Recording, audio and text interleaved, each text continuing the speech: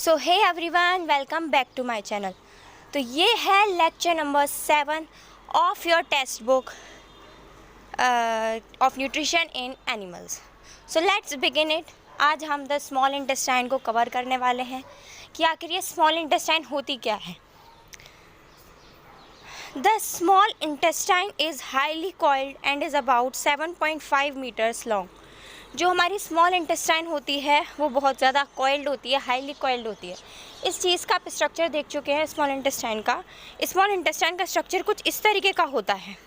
ये क्या है, बहुत ज़्यादा कॉइल्ड है ना, हर जगह से बहुत ज़्यादा इसमें कॉइल्स प्रेजेंट हैं। तो इसका मतलब क्या है, जो स्मॉल इंटेस्टाइन है वो हमारी हाईली कॉइल्ड होती है और इसकी जो लेंथ होती है वो कितनी होती है, 7.5 metres.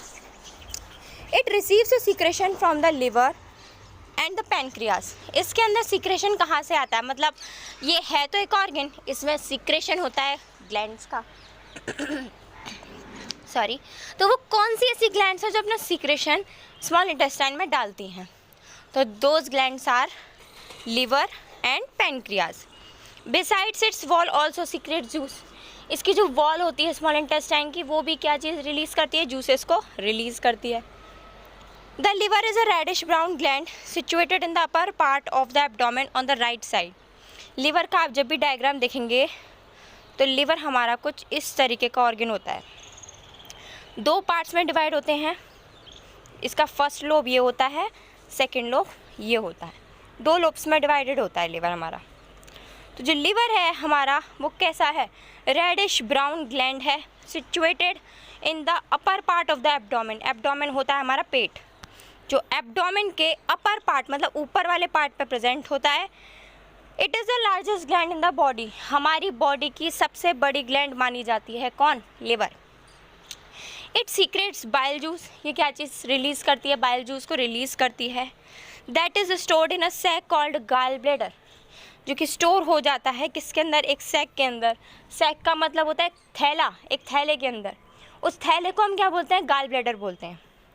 The bile plays an important role in digestion of fats. जो बाइल होता है वो किस चीज़ में बहुत इंपॉर्टेंट रोल प्ले करता है, डाइजेशन ऑफ फैट्स में। डाइजेशन ऑफ फैट्स का मतलब क्या हो गया कि मतलब कि हमारा जो पाचन होता है किसका, फैट्स का, उसमें कौन हेल्प करता है, बाइल जूस हेल्प करता है हमारा।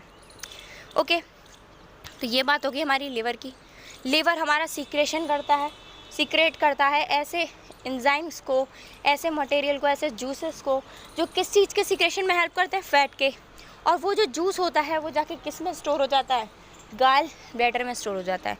ये किस तरीके से प्रेजेंट होते हैं मैं आपको ये भी बता देती हूँ। हमारा जैसे ये हमारा हो गया लिवर, लिवर के जस्ट क्लोज आपका क्या प्रेजेंट होगा, ये गाल ब्लैडर है।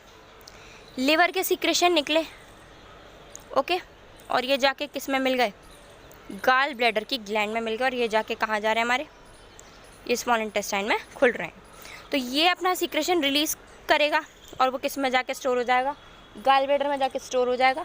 फिर जब ज़रूरत होगी तो गाल ब्लैडर उस सीक्रेशन को बाहर निकाल देगा कॉन्सेंट्रेट करके। कॉन्सेंट्रेट करके मतलब उसका पानी जो होता है, मतलब मैक्सिमम ज़्यादा केवल जूसी जूस होगा तो वो ज़्यादा हेल्प करेगा। उसमें से जो एक्सेस वाटर होता है उसको रिमूव करने का काम कौन करता है, हमारा गाल ब्लैडर करता है जूस में से। Okay, now pancreas. The pancreas is a large cream coloured gland. जो पैनक्रियास होती है वो एक बड़ी क्रीम कलर की ग्लैंड होती है, located just below the stomach, जो स्टमक के जस्ट नीचे प्रेजेंट होती है। जस्ट अबव द एब्डोमेन कौन प्रेजेंट होता है, लिवर, और जस्ट बिलो द स्टमक कौन प्रेजेंट होती है, हमारी पैनक्रियास प्रेजेंट होती है। The pancreatic juice acts on carbohydrate, fats and proteins.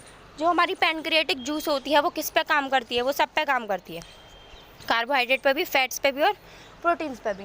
तो जो हमारी पैनक्रिएटिक जूस होती है वो कार्बोहाइड्रेट पे भी काम करती है, फैट्स पे भी काम करती है और प्रोटीन्स पे भी काम करती है।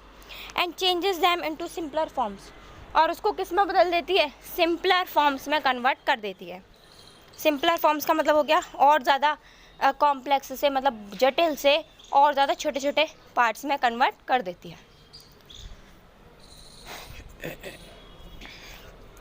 The partly digested food now reaches the lower part of small intestine.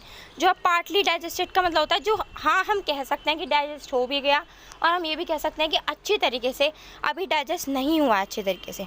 तो the partly digested food now reaches the lower part of small intestine, कि नीचे वाला जो भाग होता है स्मॉल इंटेस्टाइन का, मतलब स्मॉल इंटेस्टाइन में पूरे पार्ट्स होते हैं, तो जो सबसे एंडिंग वाला पार्ट होता है स्मॉल इंटेस्टाइन का, उसमें जाके पहुँचता है where the intestinal juice completes the digestion of components of food।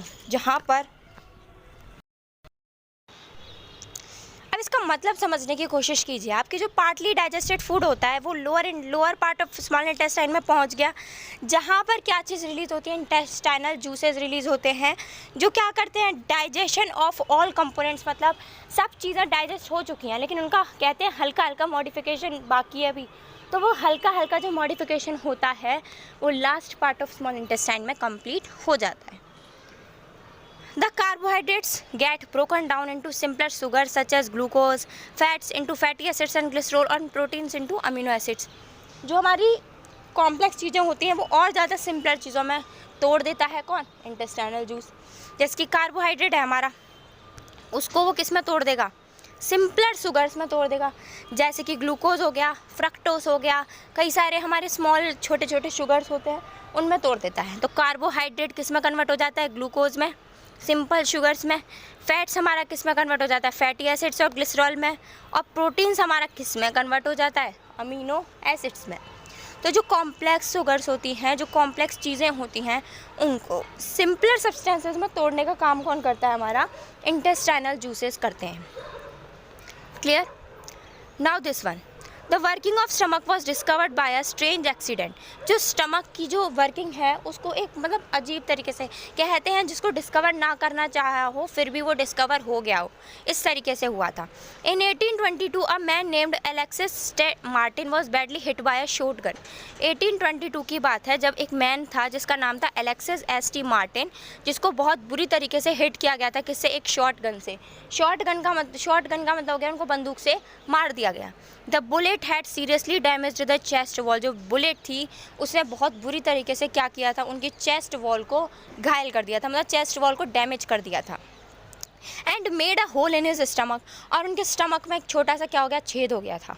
He was brought to an American army doctor William Beaumont. उनको कहाँ पर ले जाया गया, एक अमेरिकन आर्मी डॉक्टर के पास ले जाया गया जिसका नाम क्या था, विलियम ब्यूमोडेंट था। ये चीज़ आपको वैसे याद रखने की ज़रूरत नहीं है, this is just for your interest. The doctor saved the patient but he could not close the hole properly and left it bandaged. जो हमारा डॉक्टर थे हमारे, वो उस चीज़ को अच्छे तरीके से ठीक नहीं कर पाए, क्योंकि उस समय तक स्टमक की खोज नहीं हुई थी, तो किसी को भी नहीं पता था कि स्टमक आखिर किस लेयर्स से बनी है, आखिर इसको ठीक करने का क्या हो सकता है इलाज, ये सब किसी को नहीं पता था। तो जो डॉक्टर था उन्होंने उस होल को प्रॉपरली यूँ ही छोड़ दिया।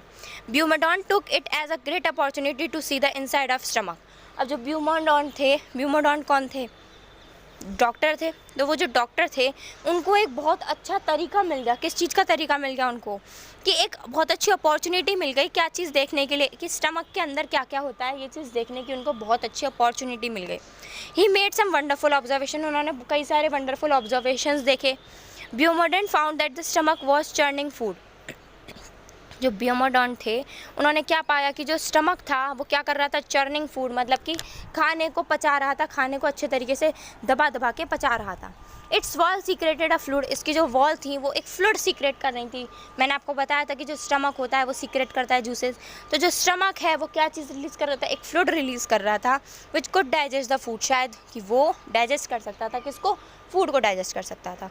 He also observe that the end of stomach opens into the intestine, उन्होंने ये चीज़ भी ऑब्जर्व की कि जो एंड ऑफ स्टमक मतलब आखिरी का जो पार्ट था स्टमक का, ओपन हो रहा था किसके अंदर, इंटेस्टाइन के अंदर। Only after the digestion of food inside the stomach is completed, और वो जो होल था वो तभी खुल रहा था जब हमारा जो फूड था उसका डाइजेशन हमारी स्टमक में कंप्लीट हो रहा था, तभी स्मॉल इंटेस्टाइन का होल खुल रहा था, और जो फूड था वो स्टमक से किसके अंदर जा रहा था, स्मॉल इंटेस्टाइन के अंदर जा रहा था। तो now it's all for this chapter and I hope आपको समझ में आया होगा।